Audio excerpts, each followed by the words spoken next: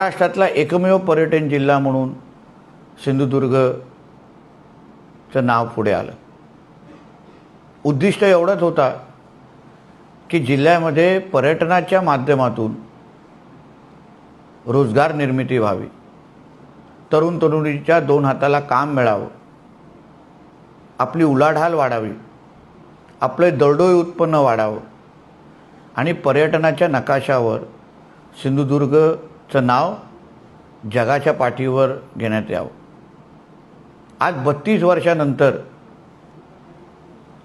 आदरणीय मुख्यमंत्री देवेंद्र फडणवीसजींच्या उपस्थितीत आणि दोन्ही उपमुख्यमंत्री आणि पूर्ण मंत्रिमंडळाच्या उपस्थितीत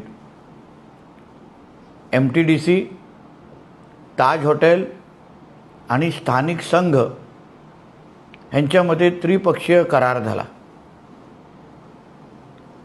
या करारामुळे आता आपल्या सिंधुदुर्ग जिल्ह्यामध्ये पहिलं